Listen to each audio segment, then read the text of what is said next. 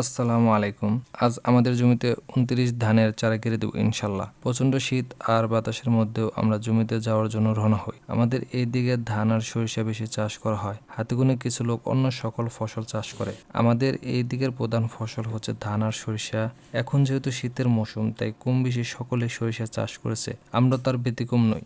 এর মধ্যেও কিছু জমি নদীর খালের মাঝে থাকার কারণে ওই সকল জমিতে ভালো পরিমাণে পানি জমে থাকে। পরবর্তীতে পানিগুলো রোদের তাপে শুকিয়ে যায়। আর সরিষা বোনার সময় যেহেতু পানি থাকে, তাই সরিষা চাষ করা অসম্ভব। তাই একটু পানি শুকিয়ে আসলে আমরা ধান চাষ করে থাকি ওই সমস্ত জমিতে।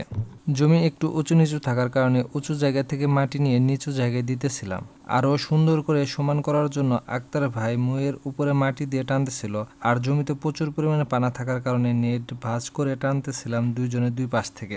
টানার এক পর্যায়ে পানা বিভিন্ন জায়গা দিয়ে বের হয়ে যাচ্ছিল, তাই অল্প অল্প করে টানতেছিলাম আর নেট ঠিক করতেছিলাম। এক পর্যায়ে বিরক্ত হয়ে পানা ঘির করে ছালার উপর পানাগুলো তুলতেছিল আক্তার ভাই, আর আমি নেটের এক পাশ ধরে পানা জড়ো করে দিচ্ছিলাম। পরবর্তীতে আমিও পানাগুলো বস্তার উপর জড়ো করতেছিলাম। আবার নেট টেনে পানাগুলো জমির কিনারাতে নিয়ে আইলের উপর রাখতেছিলাম পানাগুলো। আক্তার ভাই আবার একটি বস্তা নিয়ে এসেছিল পানাগুলো তোলার জন্য। বস্তার উপর পানাগুলো তোলা শেষে বস্তা উপরে নিয়ে রাখতেছিলাম আমরা দুইজন মিলে। রাখার পর জমি ভালোভাবে নিড়ানি দিয়ে ধানের ঝালাগুলো গেড়ে দিতেছিলাম।